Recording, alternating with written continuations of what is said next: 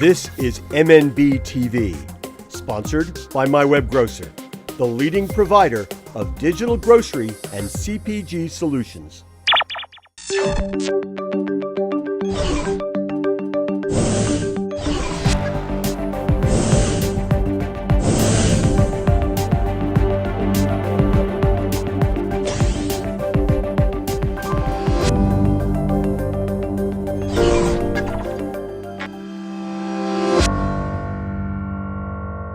If it were a traditional retailer were to come to you and moan and groan about this whole concept of showrooming, where people go into stores, look at products, but then instantly use their smartphones to identify who else is selling it for how much and then buying it potentially from Amazon or anybody else in the marketplace, what's your response to that? Well, ultimately what showrooming is, well, absolutely get used to it, but ultimately what showrooming is it's extending the price transparency.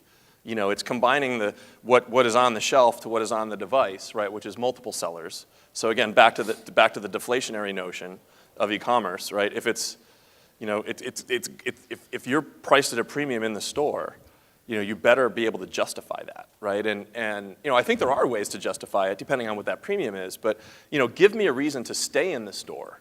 You know, engage me. You know, on whatever it may be. You know, convey me knowledge. Answer my questions. You know, help me with how do I service this, or you know, how do I use this? You know, you know, what recipes can I use this in, right? Engage me and keep me there, and you know, my likelihood of buying it from you is a lot higher. You still got to be price sharp, but you don't necessarily have to be the lowest in that case. It makes me think my $9 difference in the printer. And it makes me think that the benchmark ought to be, if you're a retailer and you're worried about people doing showrooming in your store, it means that you haven't given them any reason to look up from the smartphone, right? If they're in the store and they're looking at the smartphone, you haven't given them a reason, whether it's the smell of chocolate chip cookies over here, or the sizzling of beef over here, or whatever, or bread baking in the back, whatever it happens to be, you haven't given them a reason to look up.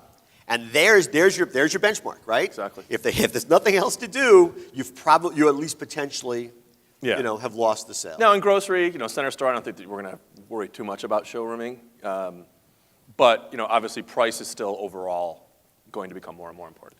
Well, and they may not be worried about that in the center store, in part because they've already gone through that process at home. I mean, one of the things... Yeah, maybe they've gone through it at home and they're just subscribing to it. Because it seems to me that one of the things we're pointing to here, and this may be scary to some people, is the notion of the big stock-up trip. That's going to go away.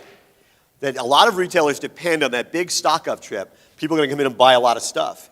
And the fact of the matter is, because of transparency, because of deflationary forces, because so much is available in so many places, and it may be more convenient because you don't need it now, the fact of the matter is that trip may go away to a great extent. And so every retailer in this room may have to start figuring out, okay, if we're going to lose all those stock-up trips, what are we going to do?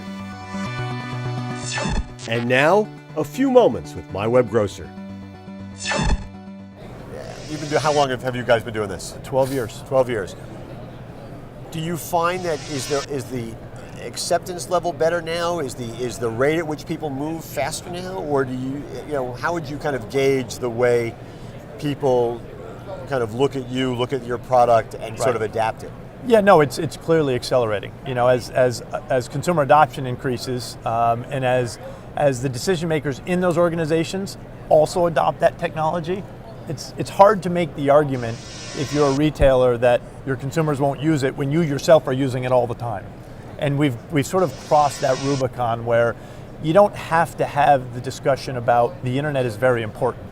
The discussion is how is it best that your organization leverage the internet or mobile device. Although I got to tell you, I mean, in the session that Tom Furphy and I did, 425 people in the room. I asked how many people in that room had ever bought groceries on Amazon.com, and I think 14, 12 hands went up. Right. And maybe 3 people were using Subscribe and Save. I was shocked. Yeah. And some of them were those people were looking at me going, Amazon sells groceries? Yeah. You could just see it in their eyes. Yeah. No, I mean, look, there is an element of that. You know, I've always been a believer that shipping groceries isn't the alternative. I think the best model is leveraging the retailers that are there, right? And I think that's a behavior that people are comfortable with. I think it's the most economical. That being said, I would venture that there are certainly categories within traditional grocery or big box that have been dramatically changed because of the internet. Now, it may not be center store grocery as we're talking about it yet, but I think to infer that it happened to all of these categories and won't happen here is someone who's not looking at history. Yeah, there's a lot of that going around. But you said, it seems to me that you're right. It's going to be more efficient and certainly more convenient and faster if you can order online from your local retailer and either have them delivered to you or pick it up. Correct. Pickup being the more efficient model, certainly for the retailer. Yeah, absolutely. That said, if a retailer doesn't offer that option, Amazon may in fact be the only option they're going to turn to, well, and then Amazon will start picking up categories, right? Diapers, the items that make sense, that are replenishment, that you can sort of count on needing, that might save you having to pick it up at the store, and so that's death by 1,000 cuts.